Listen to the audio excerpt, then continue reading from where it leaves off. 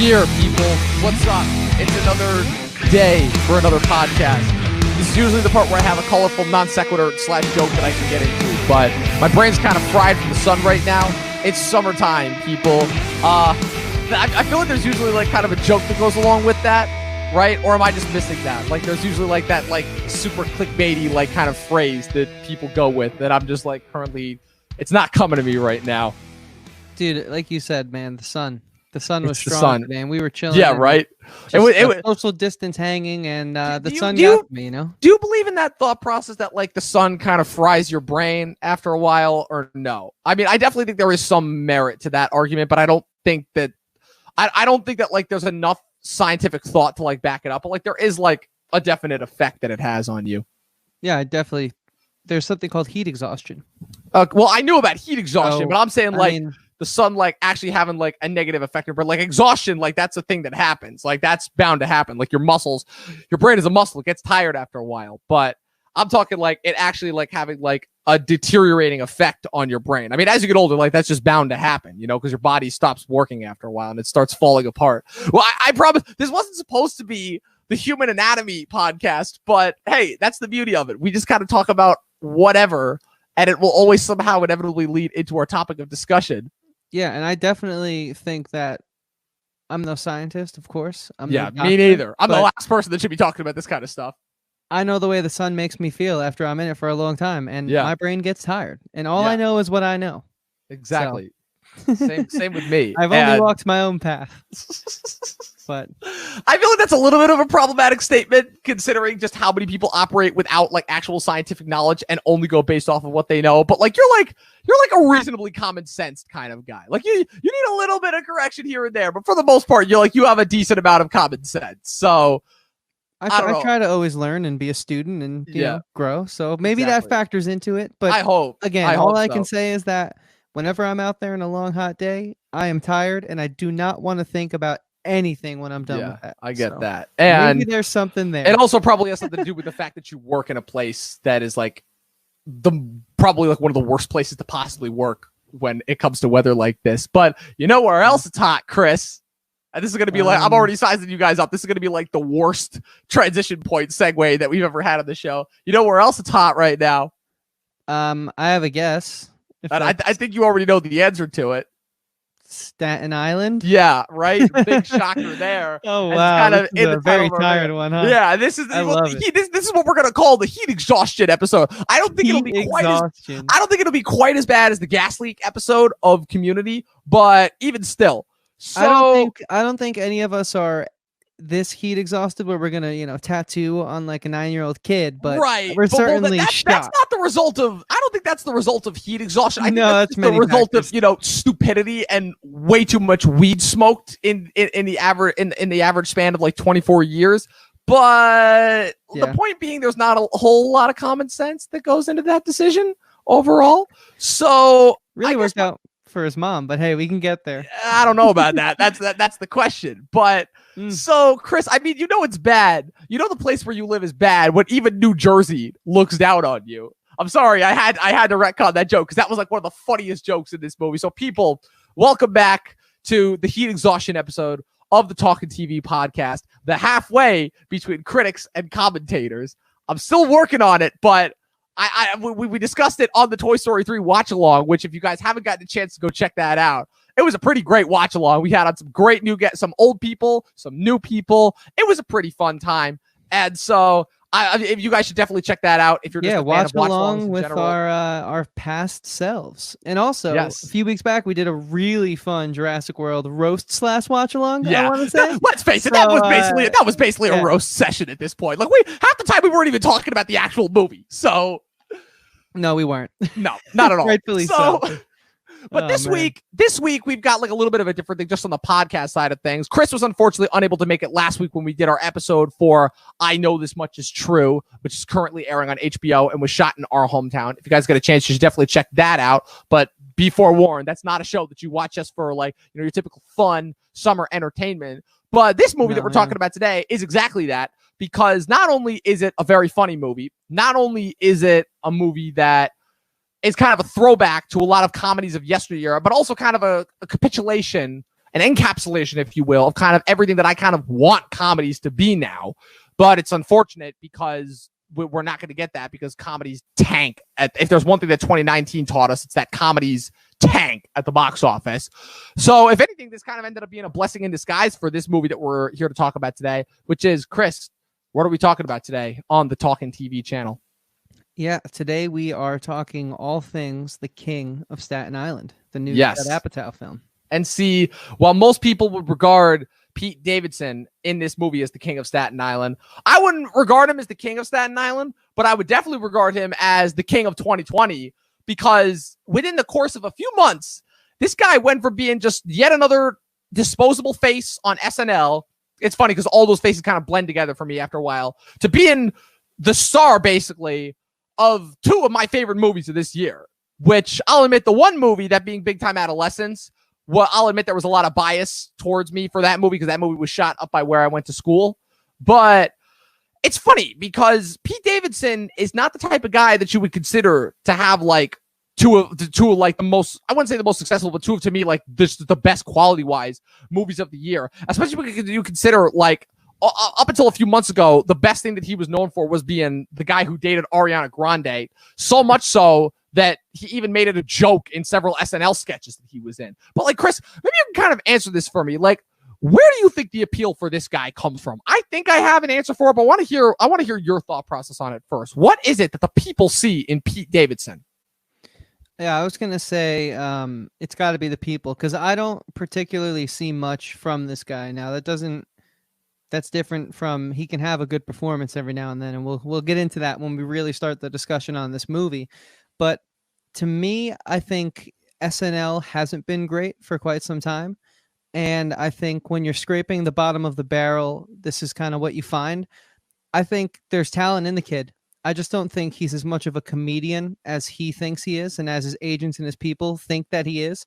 I think he was way more in tune to this role, which was, I'd say, dramedy, like that modern term that's kind of being thrown around in the recent years. And I think that this is kind of where he shined, because he has a comedic delivery. But if you watch, I've watched his most recent stand-up special in preparation for this episode, and just to because I knew Pete Davidson was going to be a heavy part of this conversation. It's as much as it is a Judd Apatow film, this is equally a Pete Davidson film. No, I would argue even more, this is his movie, much more so than Apatow. Because it's not a biopic, but it is very much so influenced and based off Pete Davidson's life. But I don't think he really is found. I don't think he has found his voice yet as a creative person. I mean, he's young. We're all young, and he's around our age, but in the limelight, developing in the limelight, So maybe there is still a good comedian inside of him. I haven't really enjoyed his stand-up comedy. I haven't liked much of what he's done. I think SNL has been, going downhill, for a lack of a better term, for quite some time now. But this is actually something that gave me hope. So it's either, what do people see in him, Dom, to answer your question? It's either that our standards have been so low because SNL does these low-hanging fruit jokes, and if they can get a Trump laugh, they get half of America to laugh nowadays. And that, regardless of how I feel about politics, I mean, those are the facts, right? Yeah, and exactly. So I think that it's a factor of all that, and it's a factor of him being in the celebrity limelight. If you watch his most recent stand-up special, a lot of it is about being dumped by Ariana Grande, and so there's the gossip aspect to it. So that's kind of why I feel like this is the first real, and I haven't seen Big Time Adolescence, so you could speak more to that, but this is, for me, my first real taste of his artistry, and I liked it, but it took a while to get here. Yeah. So I don't really know what his appeal is. I 100% agree, because the whole thing with me is you pretty much took the words right out of my mouth, where I've been hearing about this guy nonstop from a couple of other people. But again, the whole thing with me is that the point being is my mom knew who he was because he dated Ariana Grande. And I'm like, okay, I only saw him in one thing, because he's been in a couple of movies popping up in the last couple of years, and I saw him in one thing, ironically enough, one of the worst movies that I saw last year, that Motley Crue movie, The Dirt, where he played their manager, and he could not be more out of place in that movie. That was a movie I'm like, okay, you're a big name, but why are you here? You have no placement here. And it wasn't the situation where like the main four guys from Motley Crue who were like trying. They just like had terrible material to work with. He just looked out of place, but like physically, like just his performance, he looked out of place. And I watched a couple of his sketches on SNL, and it was nothing that really impressed me. And I think the only thing that I saw a couple of interviews with him on The Breakfast Club talking to Charlemagne, where he was like, I'm like, okay, I kind of get where the appeal of this comes from. I think it's the fact that he's such a down-to-earth kind of a guy, and a lot of his humor is just matter of fact, right? Like, he's very obvious that he does a lot of drugs. He looks like a guy who does a lot of drugs. And it just, I think the other thing too is his overall look, because he's got one of those looks that it's like, he kind of looks, I made a lot of jokes about how he looks like, a couple probably a little bit more harsh than I should, but I think it's a thing. He looks like a combination between like a Muppet and a mutant. Like, he doesn't look normal. Like, he's got those big bug eyes. He looks way too skinny to actually look healthy. He's covered in tattoos, right? Like, he looks like kind of, he looks like strange. And I think that's kind of where the appeal comes from, because I don't think there's really anybody else that kind of looks like him, but he's so like casual and nonchalant and matter of fact that I'm like, okay, I can see where he has the potential to be funny, but like everything that they're trying to stick this guy with is just not working. And then I watched that movie Big Time Adolescence, which was shot up by me. And I remember because the whole thing was that the production company, American High, that made that movie came to my school my last semester. I kind of did like this big standing ovation thing for like the Com Festival that we had up there. And I remember of all the trailers that they showed for all the movies that they were producing, Big Time Adolescence was the only one that looked like even remotely like watchable. And then I watched the movie and I'm like, oh no, this movie's actually really good. And what that movie did is that movie kind of used him as like, he wasn't the lead of that movie. He was one of the co-leads of that movie, but he wasn't like the lead of that movie. The main lead was Griffin Gluck. And it was kind of, it was a really interesting kind of take on how, like, kind of, even though you're friends with this one person who might seem like your guy, your go-to outside of like everything that's normal, like that's not always like the best influence, you know? And I think the movie did a really good job of that. But even back then, I'm like, okay, this is the kind of like a precursor for what's coming next, because I'd heard about this movie, The King of Staten Island, because I think it was announced like about a year ago, I want to say, because Apatow, I think this is the longest gap that's been between Apatow's movies, because his last movie was Trainwreck, which was with Amy Schumer, which was 5 years ago. And I know that even though Amy Schumer, which I wouldn't say that Amy Schumer, Pete Davidson, I wouldn't compare, because the whole thing is that Amy Schumer's shtick is that she's just unlikable. People don't like her. But with Pete Davidson, it's more so a matter of just like, people don't really know what to make of it because he hasn't really done anything that actually makes him stand out yet. But when I found out that Apatow was doing the next movie, and it was basically kind of the same thing as Trainwreck, where it was like kind of like a semi-autobiographical movie about him, I was like, okay, this could actually be somewhat good. And obviously then COVID happened, and Apatow to me made the very smart choice of deciding to drop this movie direct to VOD, because he kind of saw the writing on the wall and also realized it's like, hey, even if I wait to put this movie out in theaters, like, this is not going to be the movie that people go to, you know? And it's just that's part of a larger conversation just about the nature of which movies are going to succeed at the theater, and whether just like even theaters will succeed once we're on the far side of this Corona thing right now. But my whole thing is that, like, after watching this movie, I'm like, yeah, this is something different. This is something really special. So if we're just going to dive into the movie first, and kind of we'll factor that back into our conversation on Pete. So the movie, The King of Staten Island, directed by Judd Apatow, stars Pete Davidson as Scott, a 24-year-old, basically like dropout, stoner, loser, bum, washout, like every single type of term that you could attribute to that sort of thing. He's living with his mom. His younger sister is going away to college for the first time, and he's still on the fast track to doing nothing with his life. He does nothing but hang out and smoke weed with his friends all day, who are next to him like brainless as the second. It's kind of one of those Seinfeld situations where you kind of know you're an idiot, so you surround yourself with dumber people just to make yourself feel smarter for sheer fact of that. And some things obviously start to change in his life when his mom, portrayed by Marisa Tomei, starts seeing a guy played by Bill Burr. And it kind of starts to create some real changes in his life, and kind of is starting to force him to actually like reconsider his position in his life and stop depending on the crutch that is his dad. Because his go-to in this movie is the fact that his dad was a firefighter who died in a fire recently, which is also obviously a very direct reference to Davidson's real life struggles of losing his dad in 9/11. So right off the bat, right there, if we could just dive into this movie, I think that this movie has that edge in terms of being super relatable and super heartwarming in that sense, you know, because it's kind of it's a situation that we've seen before from both Apatow and from a lot of other comedies. The idea of the man-child and making the man-child relatable, you know? It's a thing that I know a lot of people like, a lot of people don't like, but when it's done right, it can give us some really, really good movies. Yeah, I think this movie was going to go one of two ways. It was going to either be really good or really bad. And I think to a lot of people, it is very much so divisive in that sense because, you know, it's hard to be accepting of these kind of people. Just when you see them in real life, you judge them really quick. Like you said, like immediately. Looks like, you know, what did you say? Like a Muppet and a mutant, right? A Muppet / mutant. It's like they had a love child together. I mean, I know you're just kidding, and I know whatever, he's not going to hear this, but no. And even if he did, he wouldn't care. But that's like a very harsh thing to say. But also, when you get tattooed like that, when you do that amount of drugs, your body does look a certain way. When you go around touting those things, you do have that certain kind of stigma. So people were already prejudging Pete Davidson coming into this film just based off like what we've seen about him in the tabloids. If you're into that kind of thing with the whole Ariana Grande situation, or just like his stand-up special where he's just so open about how much copious amounts of mushrooms he does in his basement. So like he already has like this stigma. So you're going to judge him regardless. And that's why this film is either you love it because you can accept him as an actor in this role and as this character and kind of get past like all of the drama around him, you know, because he's like one of those guys that like, he's got that buzz, that BuzzFeed buzz where everyone's like, oh God, Pete Davidson said this, he did that. You know, he kind of, it could taint his art a little bit, but since this was so true to him as a person, I think he gets away with it. But also I think this kind of person is very off-putting to a lot of people. So I thought that he did a great job in this role. I thought that he certainly carried the film, but I think like the supporting cast also kind of, because there was some awkward lulls, you know, there really was some awkward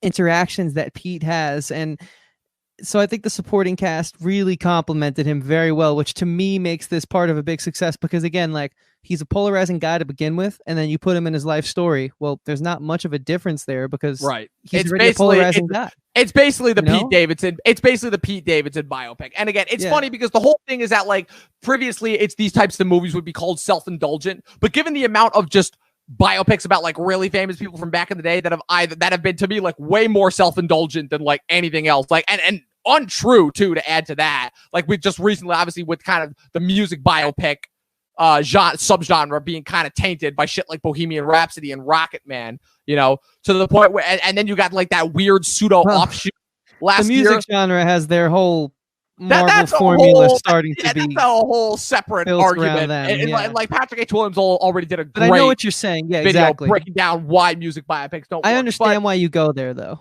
But the whole thing is that this is basically a biopic without actually being a biopic. And in that sense, it really works because if you're looking at this as Pete Davidson's life story, it works 100%. And also on top of that, it's just like a really funny, entertaining movie. So that's true. And I agree with all that. But because it's so close to who Pete Davidson is as an actual person, even though it's not technically a biopic, even though it is just heavily inspired and based around his life, I think it is hard for a lot of people who kind of don't analyze this stuff like you and I do at this deep level to separate that at first glance. So I think, like, again, it's going to be one of those films that you either really love or you either really hate. It's definitely not one of those, like, it was a good film, I enjoyed it, but it wasn't the best, you know? But the good thing is that, at least from what I've heard, a majority of the people who I've seen who have watched this movie love it. Like, I don't think there's been a single person who has, and even, like, the people who haven't liked it are just the ones that are like, they're nitpicking for the sake of being nitpicky. It's like, come on, like, you don't actually have a problem with this. You're doing this so that you can try and sound intelligent, you know? So, like, with this movie, a lot of people that I interact with, again, that are just like common people who don't analyze this stuff like us, who don't have a YouTube channel, they think it's really my small circle, right? The people I've spoken with at my job and my friend group. A lot of people found it was very insensitive. They found that it was just a bad message about, you know, mental health because he kind of just like whatever's his way through everything. And even when he does get like a little bit of inspiration, he's still just like half-assing it, for lack of a better word. But then a lot of people who in this commentation world that we are in, Dom, like, you know, the critics and whatnot that we talk to and hang out with, they love it. So that to me, I'm coming into this thinking like I have my own opinions, but it's just fascinating to see how everyone is either on this side of the fence or that side of the fence, and there's no middle ground. Yeah. And what's also interesting is the fact that I love how you broke down like the kind of the difference between like critics and real world people, because that's like, again, like it feels like with every big movie now, there has to be some sort of divide. sometimes where there doesn't even need to be a divide in it, you know, where you get something like this. And again, critics are going to like it because it's a well done story. You know, obviously it's Apatow, and every Apatow movie is going to be problematic. You know, it's funny. I've heard this common argument, which is that every single Apatow movie is like 10 minutes, it's like 15 minutes too long, you know? And I'm like, sure, you could trim the fat. And I'll admit, it is definitely like, he is definitely a guy who values a lot of improv, you know? And you can see that in every single one of his movies. You know, like I said, we were talking about this before. Apatow was kind of like the father of like kind of our genre of comedy that we knew growing up. Consider the fact that he, between being the co-producer of Freaks and Geeks, the fact that he like produced every single major comedy of like the last 10 to 12 years that we love, the fact that he gave that without him, we would not have guys like Seth Rogen, Jonah Hill, Bill Hader, Danny McBride. All those guys owe their start to Judd Apatow. And it's funny because it's a 1-2 sword. It's kind of a double-edged sword because it's like the things that you love about Apatow are also some things that like people hate about Apatow. So like when you bring up this idea of critics versus audience members not liking that, because this is the first time also that I've heard audience members not liking this movie, at least. Because like I said, everybody who I've talked to has really, really enjoyed it.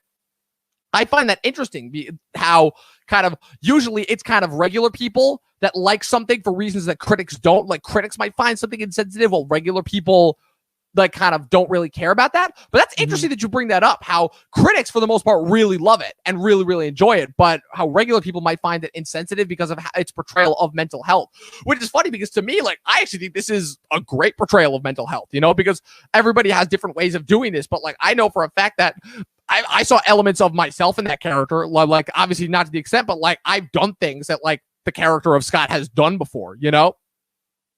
Yeah, I mean, he is very real, this character. And I think that that's another reason why, at least in my small circle, again, it's just my interactions daily. I'm not, going to YouTube and reading thousands of comments and gathering a sample size here. It's just my interactions in my day-to-day. I think that's why he's so polarizing. And I think it's funny that you kind of bring up that Apatow, people like to say like, oh, this could have been left out or he could have done this differently. His movies do sort of, I guess, allow that conversation to happen just by the nature of him and his style as a director. Right. So I think it's so funny that his lead in this film in specific is also such a polarizing guy that people either kind of love or hate. Right. And what's funny also is that because again, this character of Scott, portrayed by Pete Davidson, is the latest, because every single Apatow protagonist, with the exception of, I would say, Paul Rudd, and this is 40, but this is 40 is a weird situation because that's where he decided to do a spin-off around like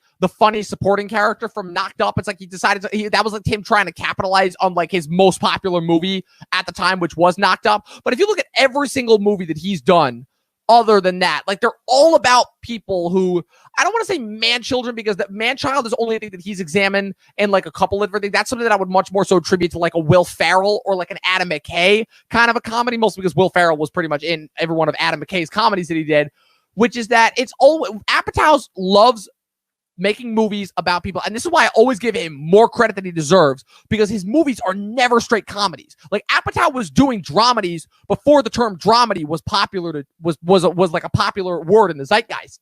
And what's interesting is that every single one of Apatow's protagonists always had like a form of maturity that they had to reach, even if it didn't seem like it. Like the obvious example go-to is Seth Rogen from Knocked Up, obviously being like, needed to mature and being a man-child. And obviously the only way that he did that was he literally got a girl pregnant and had to like actually learn how to grow and mature and like actually form a stable relationship. And while that's not the same thing here with Pete Davidson in this movie, it's similar because Pete Davidson's whole thing is he just needs to like just learn how to grow up and actually start taking some responsibility, And obviously it's different because 40-year-old virgin, with Steve Carell, he's like a pretty stable guy aside from the fact that like he just hasn't had sex. And it's just like that's just like a whole world of like the adult zeitgeist that he just like hasn't touched in yet. And it's kind of actually really fascinating. And I don't think all the jokes in that movie land, but it's still like the overall, the underlying core struggle is there. And even with something as funny, people, which is like his most underrated movie, where he takes arguably probably one of the most pretentious subject matters, being, a stand-up comedian who thinks he's not funny anymore. And as a result, is starting to have a midlife crisis. Like that's not a relatable premise to somebody like us at all. But that's like, might be one of his best movies, Yeah, real quick side note, 40-year-old virgin is aging in a very weird way, in my opinion. Yeah, but that's really interesting. That's neither here nor there, because I want to take it back to, and this comes from kind of what you just touched upon right there. You said in the beginning of this thing, like, it's a funny movie. I don't think this movie really is that funny, even though it is a comedy. But I also think that there's two types of comedies, you know, well, more than two, but the two on the big screen that I flock to and that I enjoy are the ones like Anchorman, where it's like laugh out loud funny. You're there with your friends. It's ridiculous. It's zany. It's all over the place. But then you also have like the more, you know, thoughtful comedies, the ones where it's like for example, in this movie, so many times I thought, I want to chuckle, but I also feel terrible for what he's going through right now. Like, for example, in the opening sequence, I picked up on the humor pretty quickly. I'm a dark comedy guy, been really going down the Ricky Gervais rabbit hole lately, so I get it, you know. But I was still, when they're in that opening sequence, he's in that basement hanging out with his friends. They're smoking, they're drinking, and they're all making fun of his dead dad. And I'm like, oh God! Like I want to laugh, but like because I know that's supposed to make you laugh. That sets the tone right away, because the movie sets the tone. But I think it also sets the feeling of this divisiveness that I've come across when I've spoken about it with people. So it's such a weird beast, this film, to talk about. Yeah, because it's like they deliver you the feeling that you're going to be getting predominantly throughout the rest of the film right away. So you are well acquainted with what you're getting into, but it's so interesting to see how it just makes so many different people feel. You know, that's the thing about dark comedy. And the funny thing about that is, what you would call dark comedy, I would actually call like pretty light nature. Like, because the whole thing about that is that just felt like relatable. You know, like I think this more so than like any of Apatow's other movies. This to me, like, because all of Apatow's other movies, even though they were very, very down to earth and like how they were shot and how they were presented and like how they were characterized, this to me like felt way more down to earth than any of them. And maybe that's because he's finally dealing with people that are like of our generation. So that's like way more relatable in that sense. But almost as soon as this movie gets kicked off, you know exactly what kind of a ride you're in for. And it's very interesting, because this is a thing that I've talked about with a lot of people recently, about the idea of tension in movies and where it comes from. And obviously there's all different sorts of tension, but like you and me have talked about, it's like the best types of tension in movies are the one where it's like razor thin wire, the clock is constantly ticking, the character has to get their thing done before they're running out of time.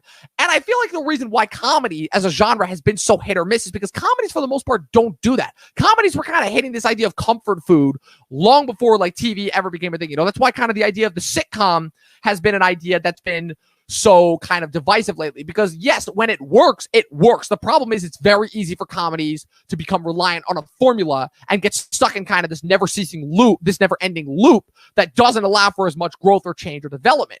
And in terms of my personal stance on comedy, I've been a very big proponent of the fact that yes, only certain things will make me laugh. And I'll fully attribute that to the fact that I didn't watch a lot of comedies growing up, like, because I was mostly like, I was an animation diehard kid. Like, I watched Pixar Disney movies, and that was like kind of what schooled me on comedy, you know? So like when I get to like all these like gut-busting chuckle box movies, you know, like if I'm going like, I'm talking like early Todd Phillips and like early Adam McKay and stuff like that, like a lot of that stuff just wasn't funny, because to me, I'm like, it's just like, it's kind of the same reason why like a lot of like broadband humor just doesn't work on me. It's like, it's pratfalls, it's fart jokes, it's like all that different, it's zany characters, but not like zany because they have like a reason for being zany. It's just zany for the sake of being zany. You know, like you called Anchorman zany, but my whole thing with Anchorman is Anchorman was a very zeitgeist movie. It hit kind of at the right time, but when I go back and rewatch that movie, I'm like, it's just characters acting dumb and being random for the sake of being random, which is a thing that is very, very hit or miss for me. My kind of comedy that I like,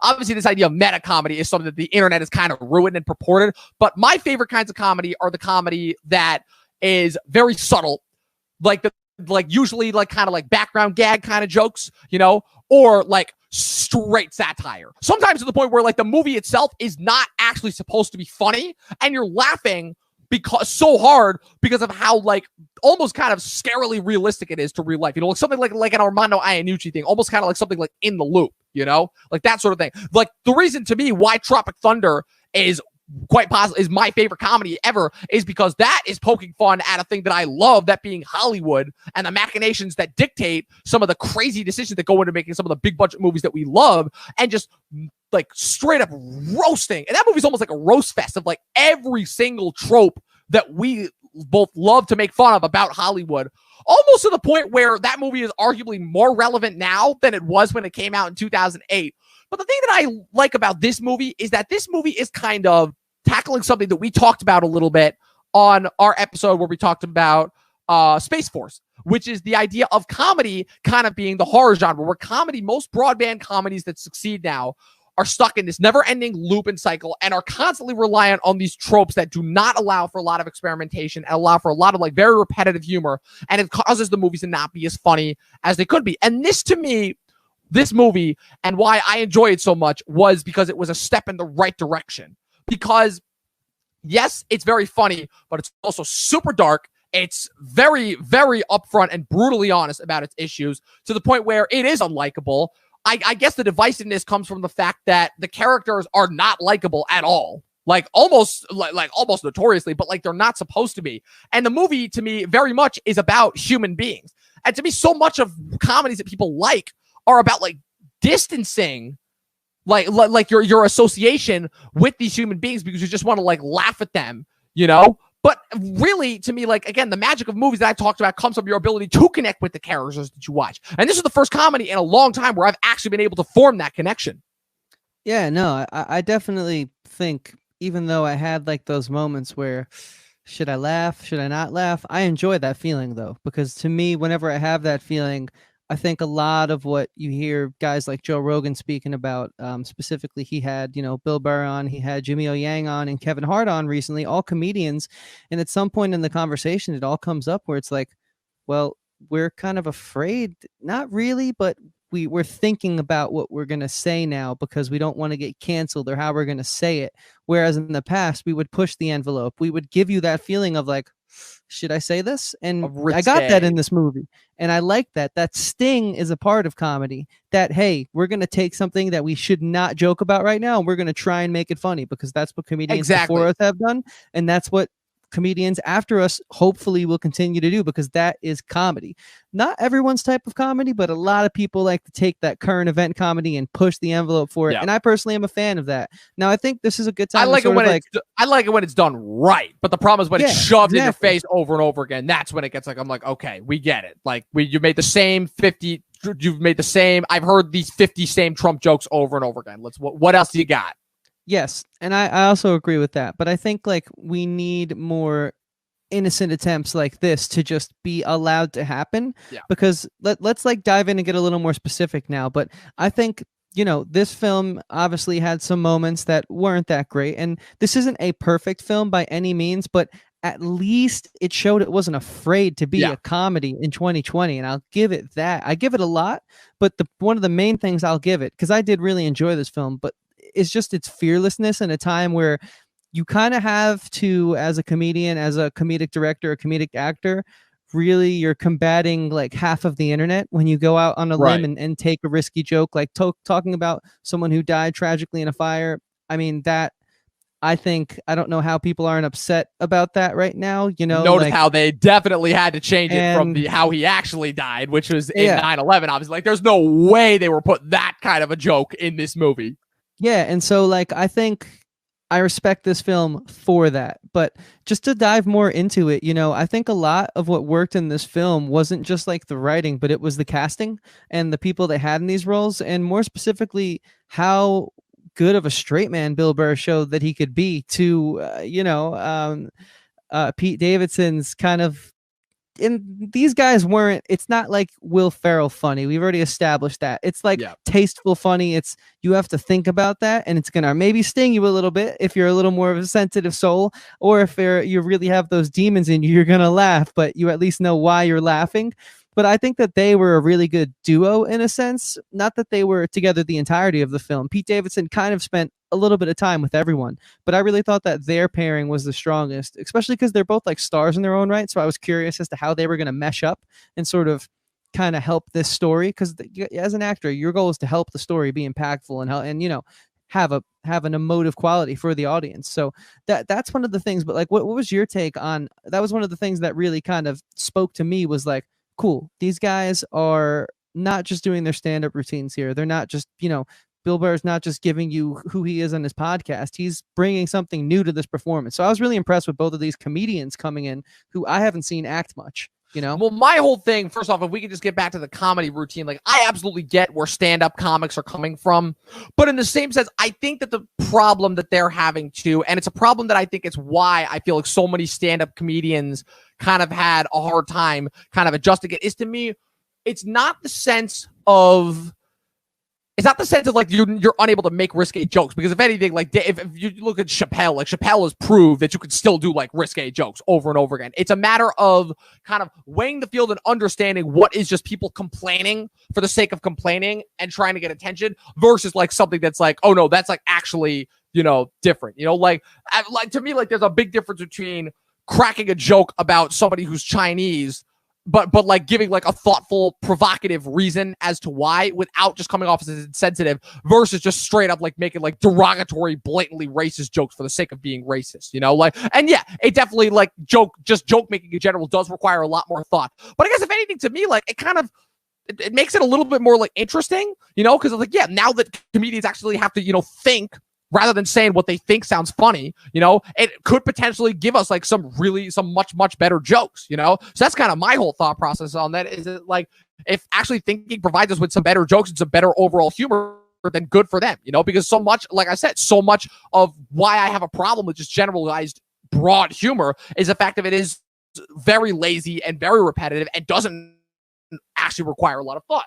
But in terms of how they kind of apply that standard to this movie, especially in a movie where the two leads are known more so for their stand-up comedy rather than their acting chops, I gotta say, I don't know like where they have been this whole time, but like they both, like Davidson and Burr, as far as their performances go, are like top notch. Like two of my favorite performances of the year so far. Like I'll say this, like Davidson, again, he's still very new, but Davidson so far has kind of fallen into the same track of where between both Big Time Adolescents and this movie, it's a very easy type of a performance because he's basically playing himself. He's basically just sitting there in front of the camera and he's basically like, oh, it's just me, like that, and that's literally him, because that's how he sounds in real life, So and I don't want to take away anything from his performance, but again, the whole point of this movie is that it is semi-autobiographical, So I just want that to be first and well known.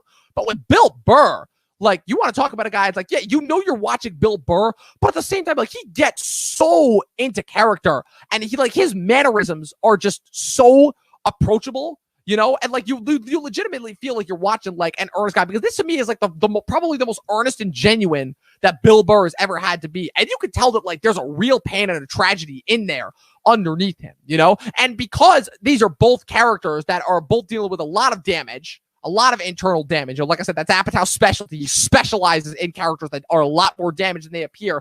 It kind of allows him to form this like really kind of awesome connection, especially obviously given the fact of like their shared, with Bill Burr being a firefighter and Davidson's dad dying in a fire. It creates some like really interesting conflict and actually creates some like really both funny and kind of sad lines too. Like the scene to me where him and Bill Burr go to the baseball game where they're chilling with all of Bill Burr's other firefighter buddies.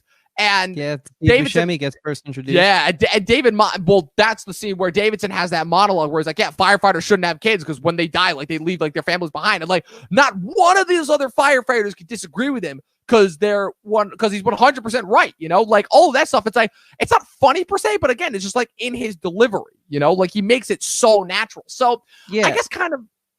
But I just kind of want to jump in there because when I was listening back to the I Know This Much Is True episode that you guys did last week, and great job on that, by the way, in my absence, you guys kind of brought up this interesting point of like a breadcrumb trail. And this movie, I think, did an excellent job sort of bringing you to the finale in the sense that they set that moment up where they're at the baseball field and, Steve Buscemi is trying to get the message across, but he inevitably gives up because at that point in time, Pete Davidson's character seems like a lost cause. And, well, quite honestly, he is at that point in the movie. But then, tragedy strikes and he goes to the only place that would take him in, which is the firehouse. And so they kind of hinted at that moment that we get to when they're in the bar and they're drinking and they're singing that One Headlight song by Bob Dylan's son's band. I forget the name of the band right now, but that was so funny that they don't know the words. They know the one line like everyone else. But then they have that very sincere and almost like cerebral conversation where the energy of the drinking's out and they're just the last few people that stuck around from their big party are there. And he's saying like, like you should still have a family. And Steve Buscemi kind of realizes he's ready to hear those words at that point in time, and Pete Davidson accepts those words, and it's just this really organic growth process because the breadcrumb trail, the pieces that are being picked up are so well done in this film, and it's good storytelling is what it is. It's really good storytelling. I really think I want to read this screenplay. I want to see it on paper because I think there's got to be a magic in those pages, because it's just, there are some things that I think, and we can certainly get there, we're a little loose, a little rough around the edges, but for the most part, this thing is really airtight. And I think that's kind of why it, like you said, and this is why I wanted to jump in, Dom, because you said it feels like you're watching Bill Burr, but you know it's Bill Burr, but you also know he's playing this character. Right. Yeah, it does. It does, because I think that's just Bill Burr, and that's a part of his charm. But this screenplay is just such a good roadmap for these guys who are kind of getting used to trying something new. You know, I haven't seen Bill Burr do much acting outside of The Mandalorian, and I know that for him and Pete Davidson, this is newer for their careers. But this screenplay really helps them bring what they brought to the table in their other, you know, their podcasts and their stand-up routines, the things that they're good at, while also trying new things. And so it does feel like you're watching Bill Burr play Bill Burr, but simultaneously, what was his name? Frank? Was that his name? The character he plays? Yeah, I Bill think Burr? so. Yeah, Frank, I Kevin, want whatever. to say It's a very bland name, but it also feels like you're watching not Bill Burr at the same time. And it's just like, this movie has me feeling all different types of ways, because it's just, again, when you have a good screenplay, I think you can really analyze it and pick it apart, because there's so much to talk about, you know? Yeah, and I'm glad that you brought up the Steve Buscemi monologue, because first of all, Steve Buscemi is a guy who people forget, because the problem is, the thing about Steve Buscemi is because he's been in so many movies and he's played such a wide variety of parts, people almost forget what a good actor he is. And that monologue that he had where he's talking about Pete Davidson's dad, I'm like, that is the best acting that I've seen from him, like, since Boardwalk, like, in years. And the other thing, and the other reason why that was so earnest too, is that Steve Buscemi, before he was an actor, was a firefighter. I actually think that he was one of the first responders in 9/11. So you got that going for you. You got that little connection also. But it's a situation where, to me, again, we talked about this ad nauseum, where another element of good screenplay, good storytelling, good character development is the fact of where every character that's involved in the screenplay has this connection to the main character and gives them a different perspective that allows them to grow and change, you know? And this movie had that, which is something that, to me, like, not a lot of movies do anymore, you know? It's kind of like that one thing that they missed, but this movie had that, where it's like every single person, his mom, his sister, the girl that he's sleeping with, Bill Burr, Steve Buscemi, all of his moron friends, you know, each and every single one of those characters helps contribute to his growth and development. And again, like you were saying, it's good storytelling. It's a good screenplay. Yeah, it's funny. And yeah, it's got like a lot of great jokes. And like, we could talk about like some of our favorite jokes later, because I have a few. But like how it sets things up and pays them off. Like, it's everything that a good screenplay is supposed to do. And the problem is that because so many movies now, I feel like are so spectacle based, you almost forget that, like, when you get something like this, it almost kind of like seems like an anomaly when it shouldn't be, because this is how every movie used to be. I'm glad you said that, because I was someone who had to do a double take on I Know This Much Is True. I don't love it, but I don't dislike it as much as I did. I never would use the word hate, but I don't dislike it as much as I did. And so I was wondering if I kind of fell victim to the whole Marvel big spectacle film, because we've been covering those so much. Certainly very easy to do, trust me. And we've been talking about them so much lately, and there's a certain like level of stimulation that just is built into that formula, that you don't have to try to find something in it. They're just going to spoon feed you the whole time. So I was almost a little worried going into this. Like, I tell myself I am, but am I able to get something out of this type of movie, this slower, more traditionalist style, obviously with the modern twists, the character being a millennial and all that. But I was really glad that I was, because I think that there has been not an issue of me and this style connecting, but an issue of this style of film being good in such a long time that it makes me feel for this character the way I did. I don't stay up late anymore. I was up till 3 a.m. watching this. It is a fairly long movie. Yeah. And when I turned it on, I just knew I couldn't stop, because I had to see this in one sitting. Yep. It was that just consuming. Yeah. And I think this movie, I don't think it's getting enough credit. I think it is very important. I think it shows that we can still have these kind of narrative-driven films. And I don't really know, man, why we're not getting more of these, you know, because again, this is how every movie that was made, like the 90s had a run of movies that were just like this. And the problem is that like now, because every movie that does, it's the same reason why comedies just don't do well in the theaters anymore, because every movie now has to be a spectacle. Like that's the only movies that people actually like going to see in theaters. And it's disappointing because spectacles are good.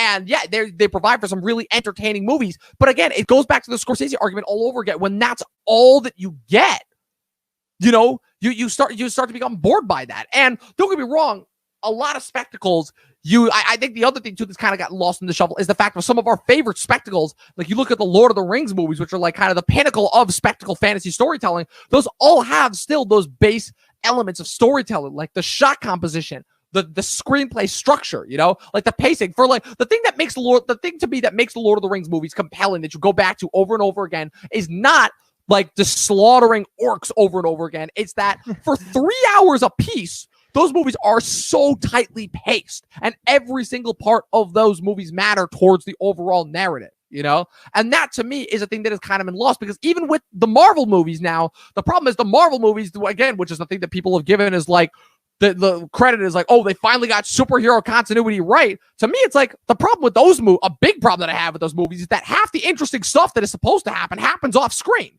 And that to me, again, it works from like a comic book medium. And that's kind of the excuse because the problem is that so much of pop culture now is dominated by comic books. But when it comes to like just a basic storytelling element, that to me is not good storytelling because to me, a good story is a movie where every single piece matters. Like we just rewatched Toy Story 3 the other night, and even though that's an animated kids movie, that is a movie that is so rock solid with its screenplay, where there was not a single ounce of fat on that movie. There was not one bit of that movie that you would have to cut out because that movie flows and paces itself. It has a clear-cut beginning, middle, and end. And even though Apatow's movies are often criticized for not having that tight-knit formula, you know, again, the running joke with all of Apatow's movies is that they all seem to be like 20 minutes too long. And I'll admit, at 2 hours and 17 minutes, this movie is stretching it a little bit. And there are definitely, like, I could point to some very easy scenes. I'm like, cut that. Yeah. That just, specifically a lot of the scenes with his friends that kind of just felt like improv for the sake of improv's sake, and they didn't really actually contribute anything to the plot. But even with all that being said, like, this movie still had its base bare bones in storytelling and screenplay structure, and it's because Apatow is a guy who knows what he's doing. He knows how to direct this type of material and make something that might seem kind of generic very, very compelling.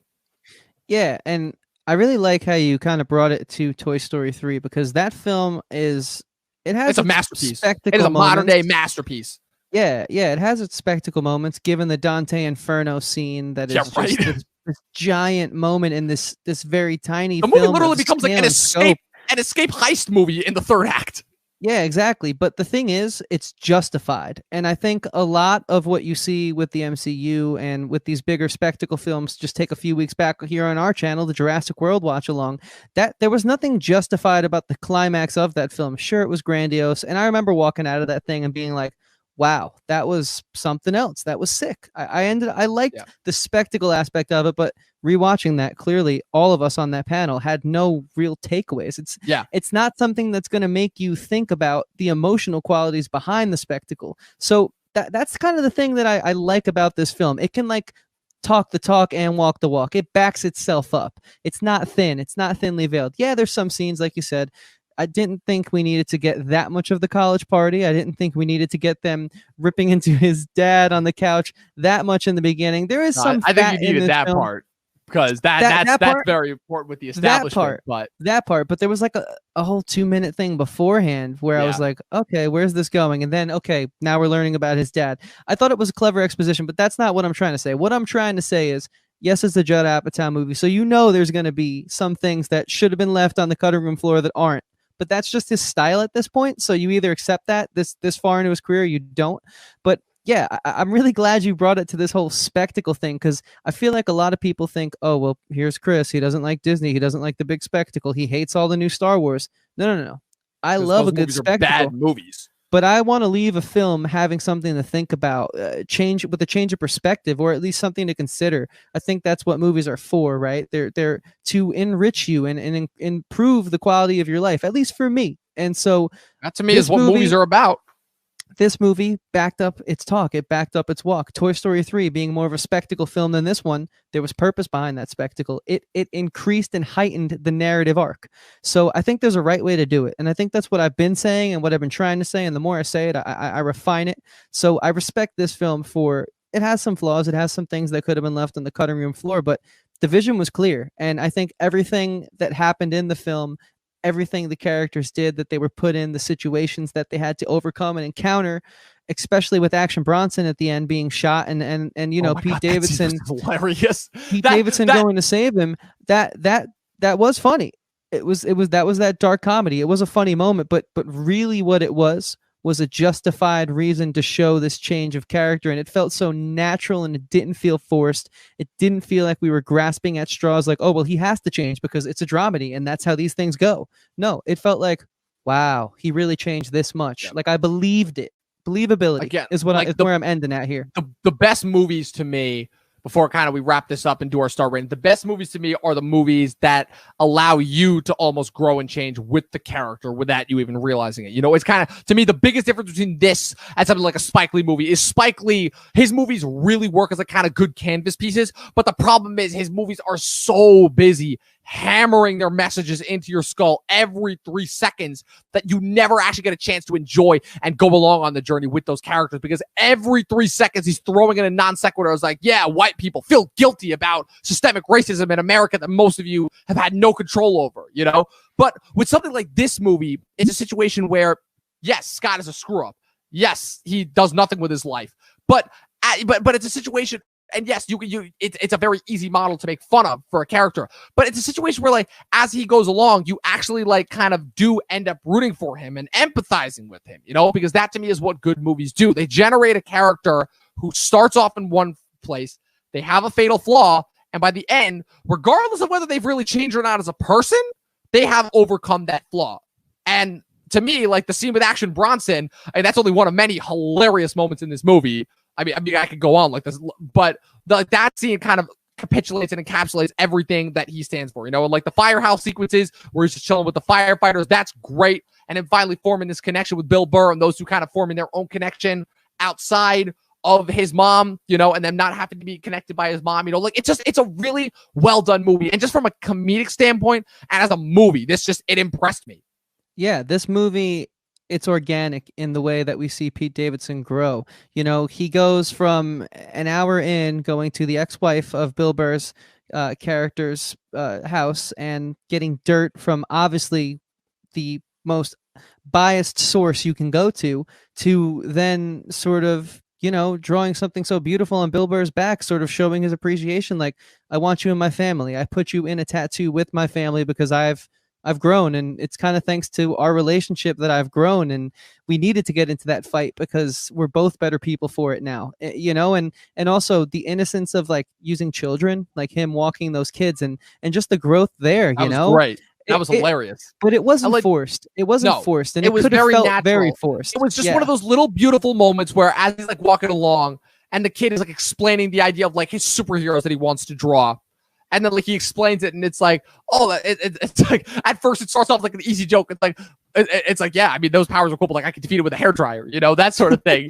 it's yeah, like a 24-year-old just debunking the logic of a 9-year-old. Yeah, but then like later on, as he's showing him, and he shows up with dragons, he's like, oh my god, that's like actually really cool. But like it feels so genuine and earnest, you know, like there's not a single ounce of disingenuous feelings involved in this movie, and it's something that is such a rarity, especially given the fact that Hollywood is like the place where genuine feelings go to die. But like that it was all over this movie, and I could not have appreciated it more for that. Like this movie, because we talk ad nauseum about how people can't handle brutal honesty, but like this movie was chock full of it. Like every single chance, like that's the whole thing. Like Davidson goes on at the beginning of the movie and he's like, oh my god, when are people going to start giving me a break? It's like, because you don't deserve it, because you haven't done anything to really deserve a break. As they tell him, they're like, yeah, just because your dad died doesn't mean that you get to coast on that forever. You know, eventually you do have to grow up and move on, you know? But the movie wasn't hammering that home. It was doing it in a way where it's like everybody that said that to him, it felt like how real people would say that to him, you know? Like I've had people have those conversations with me in real life, and it felt like exactly like one of those conversations.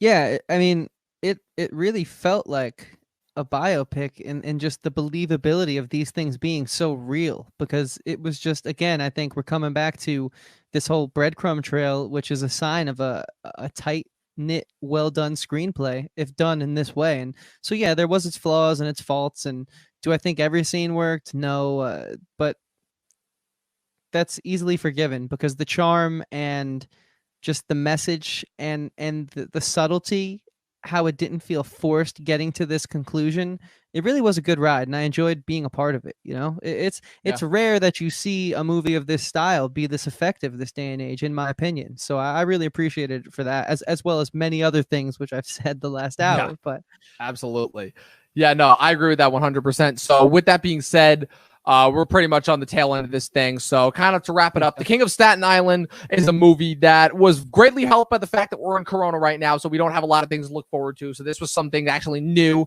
and interesting that we could look forward to. And then it ended up shocking me because as somebody who, I'm not going to say has not been the biggest fan of Apatow's movie, but as somebody who is not necessarily as experienced with Apatow's movies as I should be, just given the overall amounts of just my own general thought process towards comedies in general, this surprised me. It was a very pleasant surprise. It was a great coming of age movie. It was a very funny movie, but it was also a very it was a very genuine movie. It was tragic when it needed to be. It was hilarious when it needed to be. The script was rock solid. And this is one of the very few movies that I can say I would recommend for anyone. I'd give this 4.5 out of 5 stars.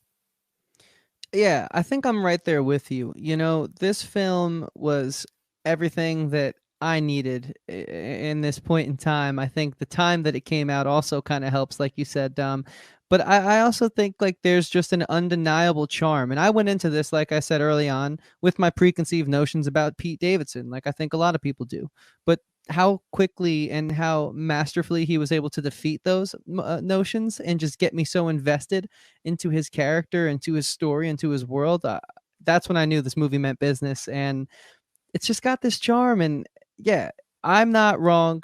I think more of these movies need to be as well done as this one is, because quite frankly, they haven't been working for me lately. So this was a good reassurance of many things for me, and I loved it. I recommend it to anyone. Like you said, it's kind of hard to give my own personal monologue here when you just took the words right out of my mouth, but we have to. So, but we don't necessarily have to. It's kind of just a thing that's like the internet kind of set that standard, but like we don't have to. I feel I have to. Okay. Because I really like this film. All but right. You just kind of said everything I wanted to say about it. But I will say this. I'm right there with you when it's a 4 out of 5 stars. We got to do a little digital high five, Dom. Yes. Because I gave it 4.5. So that's what I said. Yeah. 4.5. I thought you said 4. No, 4.5. Maybe you cut out there. I don't know. We're both exhausted. Heat exhaustion, people. It's a fun thing. So 4.5 stars, man. Yeah, great it's film. a good movie. It's my number one movie of the year. It's my favorite movie of the year so far. Exactly. If we finally, Invisible Man finally got beat. Only like 5 months later, but it finally got beat. So 2020 people. That again, like amount of movies coming out get cut in half. So we'll take it as we get it, and maybe next month we'll be back at the theaters actually watching Tenet. So we might get a new movie sooner rather than later. But so. That's it, people. This is the Talking TV podcast. I'm Dom. That's Chris. I'm the movie nerd. He's the TV nerd. We're on YouTube. If you get a chance, give us a like, give us a comment, give us a subscribe. Let us know your thoughts on the King of Staten Island. Be sure to follow us on our socials, both for this podcast and our personals. It's Talking TV on Facebook and Instagram, Talking TV Podcast. We also have an audio-only version of this on Anchor, Spotify, iTunes. If you could go over and listen to us there, it would also be greatly appreciated. And also be sure to follow all of our personals. I am Movie Nerd Reviews on Facebook and Instagram. And Chris is? Christian Ivanko. My first and last name. Do not wear it out. Exactly. And the only thing that I'll say is, before we head out of here is I can't wait to see Pete Davidson in Suicide Squad. That's all I got to say there.